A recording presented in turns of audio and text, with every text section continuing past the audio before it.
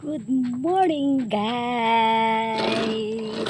Kaya pupunta tayo ngayon sa aking mini farm dito sa aming likod bahay. Dahil ang likod bahay namin po ay tabing plaisdaan. Kaya nagtanim tayo dito ng mga pwedeng itanim dahil sa panahon po ngayon ay mahal ang mga gulay, mga fruits, and then, kaya nagtanim tayo ng mga masusustansyang pagkain. Gaya nitong prutas na ito. Ito po ay bayabas. In English ay guava. Ito po siya. Malapit na siyang mahinog. Actually, marami na rin kaming na-harvest dito. Eto mga pangalawang bugso na lang to ng bunga. Ayun siya. Ganyan siya kababa. Ayan. Ito pong bayabas ay may taglay po itong ano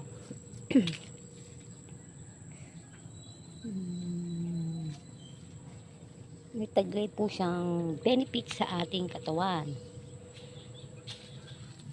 At saka din po itong talbos ng kamote. Dahil kapag meron kayong kamote, meron po kayong pampadagdag ng dugo. Diba? Ang dahon ng kamote. Ayan, ang talbos ng kamote. Pati ang aking mga alagang pusa ay nakikigulo. At meron din po tayong ampalaya. Ayan, ang ating ampalaya. Ayan na siya, namumunga na siya. Ayan ang mga bunga, oh. Ayan, namumunga na ang ating ampalaya. Ang ampalaya din ay masustansya.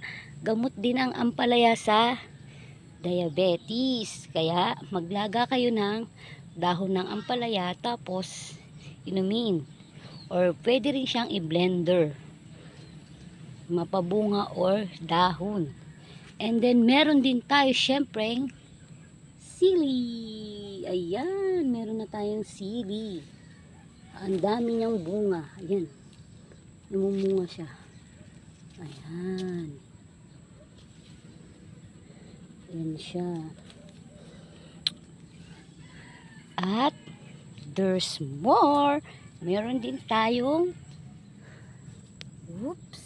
ayan, okra at kamatis na namumulaklak na, marapit na rin siyang magbunga. Ayan ang ating okra, guys. Marami na siyang bunga.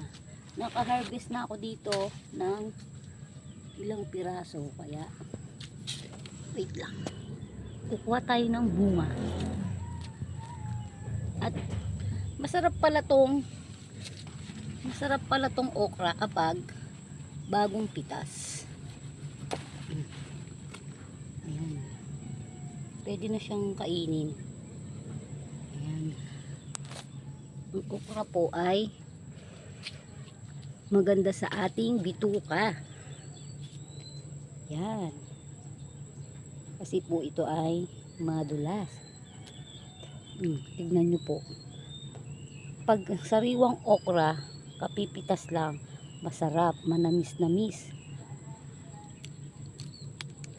Ang lutong.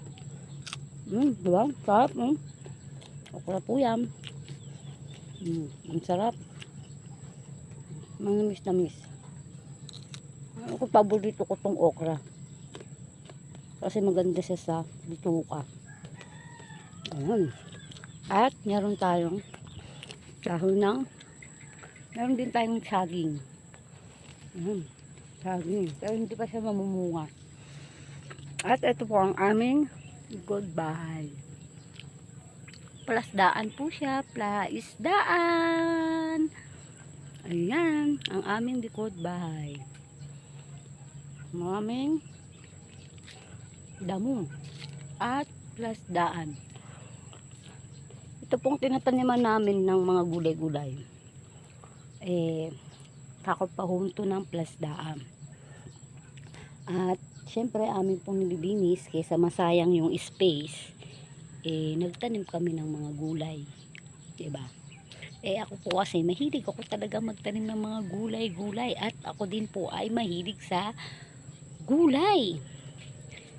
At kaya kung bibili man kayo ng mga lupa-lupa para sa inyong mga nanay, dapat medyo malawak na, tapos meron silang tataniman ng mga gulay-gulay, dahil ang mga nanay, tatay natin kapag medyo may edad na, gusto nila yung magtanim-tanim na lang talaga sila ng mga halamang mga bulaklak or mga panggulay-gulay yan, kasi nakakatanggal po yan ng stress, para ang ating mga nanay ay maging stress free, kasi magtatanim sila ng mga gulay-gulay. And then ayun na lang, thank you for watching guys, and don't forget to follow and share. Thank you for watching. Bye. Mwah.